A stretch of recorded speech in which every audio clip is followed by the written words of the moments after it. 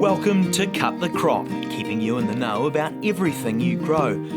Researchers, growers and other interesting folk delivering insights and information on topics ranging from agronomy to profitability. Brought to you by the Foundation for Arable Research.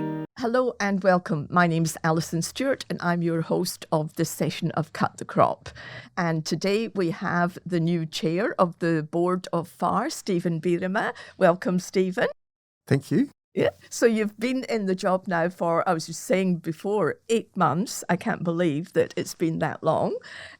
So we thought I'm still enjoying it. Well, that's right. We haven't got rid of you yet, Steven.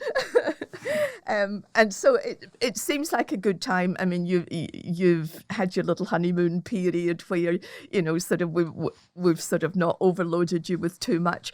But now it's a good idea to talk to you about sort of, I guess, your perceptions of what's happening in FAR and where we're going.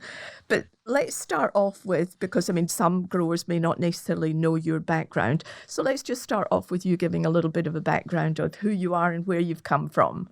Where I'm come from? Well, my name is Steven Bierema, and I'm married to Freda, and we've got 3 sons. The eldest is a scientist, the second one is the farmer with us, and the third one is the banker. So we've got a bit of everything. And we are, I've been born in the Netherlands. I've been farming in the Netherlands for 20 years. After university, I went on an exchange student as an exchange student to Australia in 1980, and that's where I sort of picked up the thought of migrating, specifically either Australia or New Zealand, which eventuated in 2004. In the time in the Netherlands, I started next to the farm doing work with young farmers, well, the Dutch young farmers, and got involved with cooperatives and cooperative structures. I did a course at about cooperative structures and became a board member of Arable and Kosun. The Kosun is a sugar beet industry, and Arable is a seed potato company in the Netherlands. I started doing that at a very young age, and in these cooperative structures, you're only allowed to do that for a certain period of time. So there was when I was getting to 40, I'd done my stint, and I started asking myself, what am I going to do for the next 20 years? And Freda is a cardiac nurse, and she was in sort of the similar stage as I am. I was at that stage. What am I going to do? And that basically started the whole thought of migrating, new challenge, and looking at the world. Canada, there's a lot of Dutch arable farmers go to Canada, but it's too cold for me. So it was either Australia or New Zealand, and our preference came out to New Zealand, and we had a good look, and we found we think a really nice spot in mid-Canterbury. And so tell us about the farm that you've got in mid-Canterbury and what you've done with it over the last, 15, 18 years. Yes. It was a dryland farm. It used to be, in the old days, mainly sheep and beef and a bit of cropping, dryland. Then it was bought by an Australian farmer who wanted to run it as an Australian farm, direct drilling, broadacre, low input. And when we bought it, we had the opportunity to put irrigation on. So that's what we've done. And sort of gone away from it's still broadacre, but it's incorporating more a farm plan where it is important to have a proper crop rotation. We basically grow cereals, grasses, clover, peas, and some fine seeds, and do winter grazing with lambs in the winter. So it's a mixed cropping operation where we try to optimize productivity and make it viable. It has to be financial viable as well, because everything what we do, if it doesn't pay off, in the end of the day, that's the end of the story. Yeah, exactly. So what made you decide then that you wanted to, for example, get involved in FAR and ultimately, become the chair of the board? Well, when we came in 2004, I had 20 years of experience under my belt, but on the other side of the world. And I had to learn a lot. And therefore, the FAR field days and sessions they had. So I thought, that's where I have to be. That's where I have to get my information from. And I couldn't help myself making comments and ask questions. And suddenly Nick Pike asked me one day if I was interested in joining the ARG. And I thought, yeah, that's good. That's great. And when David Grant stepped back when he was on the board of FAR, the question was raised whether I was interested in joining the board. And I thought I felt very humbled and a great opportunity to be part of New Zealand Arable. So yeah, I took that chance, and the rest is history. You'll have I guess some real thoughts about the challenges, the opportunities and the challenges for the arable industry in New Zealand. Where do you think that we sit at the moment, and what do you think the future might look like? Challenges are opportunities in the same breath. And so the moment where we think it's a challenge, it's an opportunity. And if you look at what's happening in the whole world, we start to realize we've been very successful in producing a lot of food for the growing population. But in the meantime, that has put a lot of pressure on the environment. And every country in the world is looking at how we're going to mitigate that. And that's going to happen here in New Zealand as well. And that means that maybe we're going to use a bit more plant-based food production.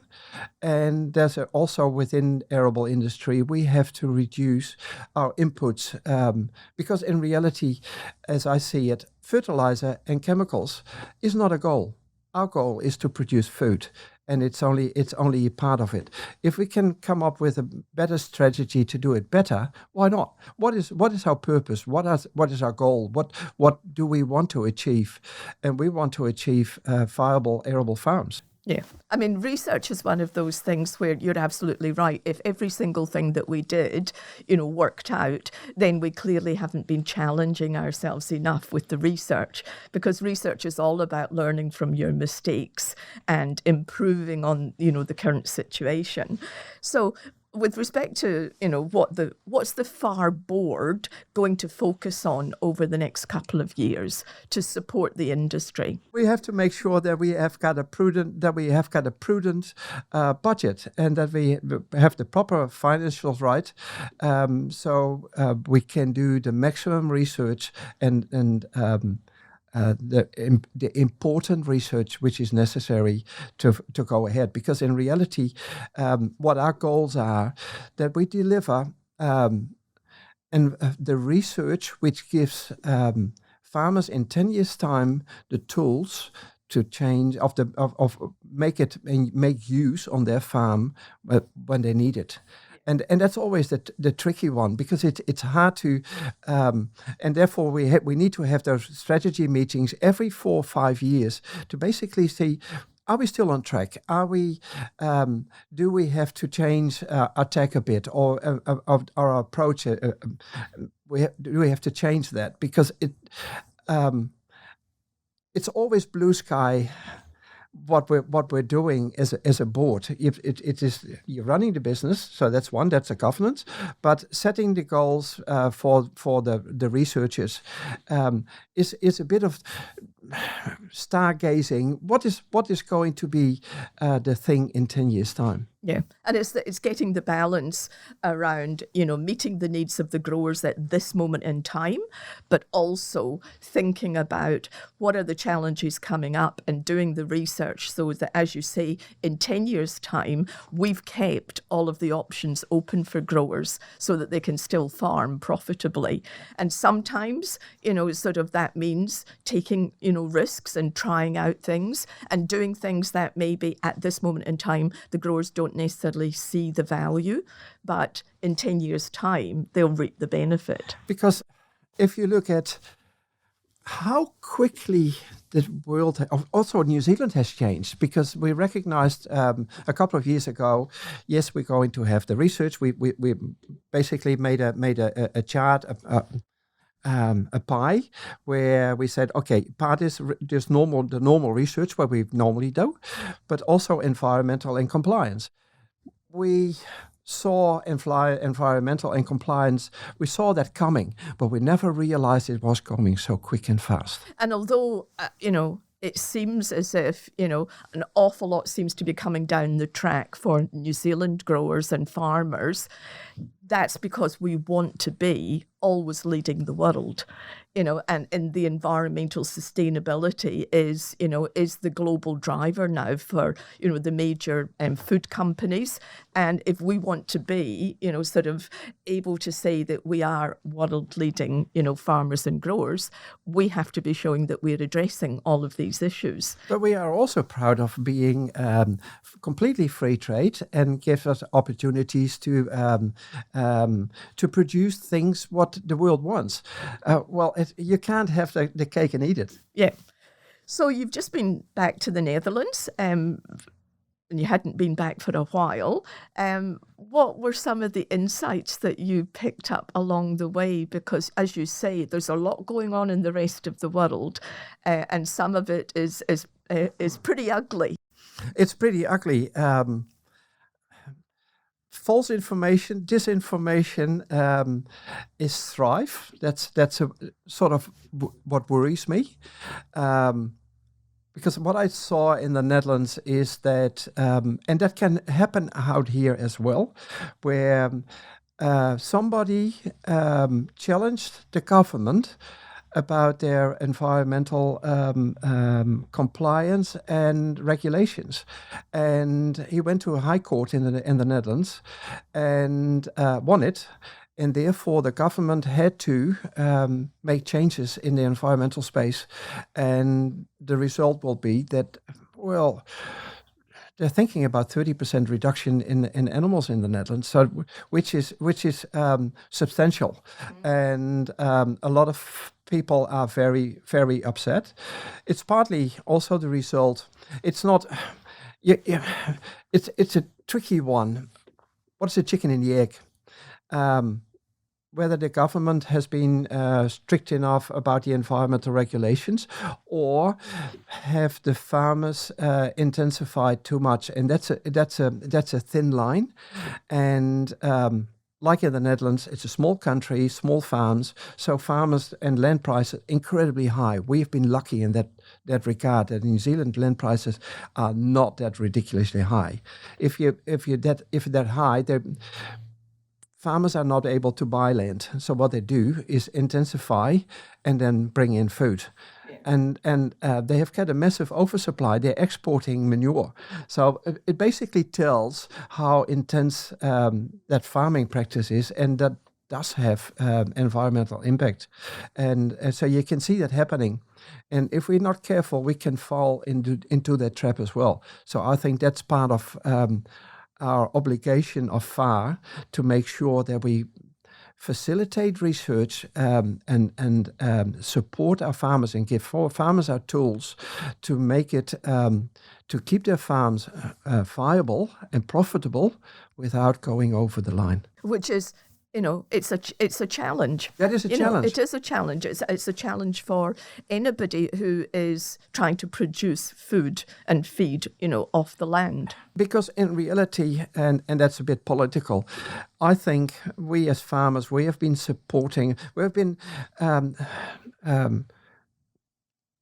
subsidizing cheap food.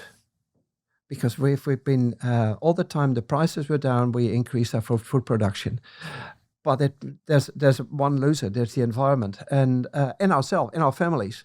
In reality, we've been pushing ourselves basically to the limit on that regard. So we have to find how far do you go? Where is that balance? Yeah. And at the end of the day, the balance for New Zealand's future, the balance has to be maintaining the profitability of the farm, but with a lighter footprint. Yeah. And that is what we're all trying to achieve. It's just overcoming a lot of the hurdles along the way, and the fact that things are moving really quickly. Yeah. I mean, it's sort of, as you say, things had been signalled for, in New Zealand around environmental compliance for over a decade. But I can really sympathise with farmers at the moment because, freshwater, climate change, 100%, biodiversity. 100%. It scares me a lot. But then if you sit back and say, oh, I'm not doing nothing, that doesn't work. Yeah, you have to address it. And that is FAR's role, is to be able to sort of like paint the picture of the pathway forward. And that's the passion why I was willing to be part of FAR, because it really is a joy to be part of it. And also looking at our board, going back to our board, if you look at those people, they are the group of people in the board, they are so capable. So I really feel humbled to be part of that. Yeah. And the board, is working as a team. It's sort of, yes, you're the chair, but there's lots of initiatives going on, and board members are all, stepping up and taking charge and leading various initiatives. And that's really good for the industry. I think so. Yeah, I'm fully in support of that. Yeah. So some final sort of, I guess, commentary from you around, I guess, what the specific focus for the board is over the next year, because we've got a referendum coming up, at the end of next year. Well, we have to, it's not selling the story, because that's a word which has always been used. Yes, be genuine in what we do, and let people realize, yes, we do research, but there's more. We're involved with Future Farm Leaders Forum. So it's basically getting the collaboration with other organizations going.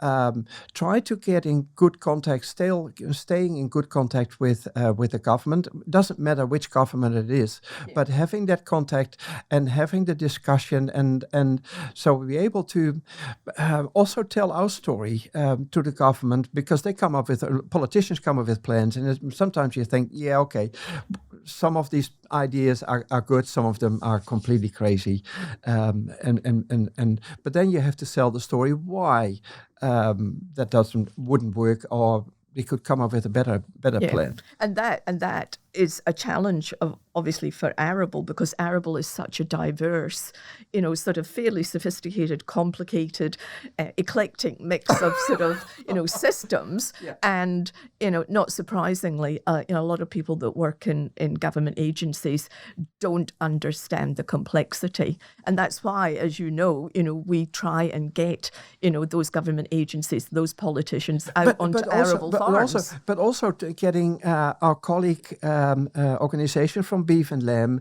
and dairy and that to understand what Arable is about, what we are and what we contribute, and that's, I think that's very important. And our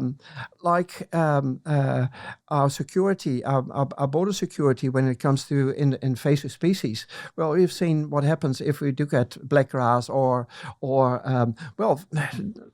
now the discussion out of Indonesia, the chance of foot and mouth. What could that implicate for New Zealand farming?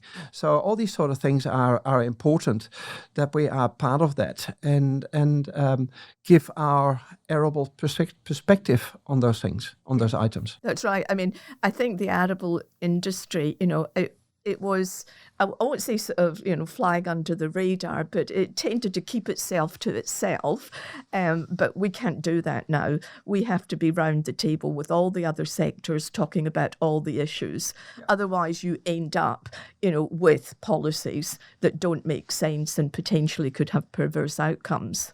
And, we're reviewing our production-wise at the moment, which is, I think, it's sort of passion to me, because we are on the environmental space, we have to do a lot of things, and on farms.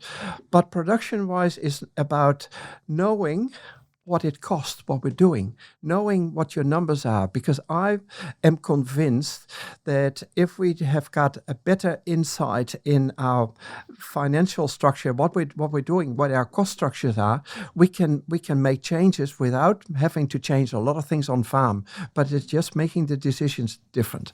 Oh, absolutely. I mean, it's like anything, sort of knowledge is power, and understanding, what levers to pull and what the outcomes are and where you make your money and all of those things. It's part and parcel of any business, whether it's a farm business or not. Yeah. So it really, going back to the referendum next year, it's getting all the people, not going back is... our project with Growers Leading Change. I am so proud of what you're doing, of what we are doing, because we've got already 14 groups of 10 people. So that means already there's 140 farmers are engaged with all different sort of topics. And those topics are not driven by us. They're driven by themselves. And we can give them all the support they need to make it successful. And those are they bring changes to New Zealand arable farming way more than any legislation or regulation or whatever will bring. And that's where we are going to lead the world. Yes, I agree. I think the Growers Leading Change initiative, is going to make a real difference. We just need to sort of get more people engaged in it in more regions, because we've always had that challenge of, being a little bit Canterbury-centric, and, we've got to try and get, more benefits, delivery of more benefits out into the regions, and the Growers Leading Change is one way in which we can do that. Yeah. Okay, so any last final comments that you'd like to make? I think arable farmers does have a lot of a massive future in New Zealand. That's my final comment. There are going to be adverse effects. We're going to have weather events. We're going to have legislation. It's not going to go easier, and the costs are going up. But we'll find a way to deal with it. Great. Thanks very much, Steven. And thank you very much, listeners. Have a great day on the farm. Thanks for tuning in to Cut the Crop, presented to you by FAR. If you'd like to know more about any of the topics discussed or have any suggestions for future topics, go to www.cutthecrop.co.nz.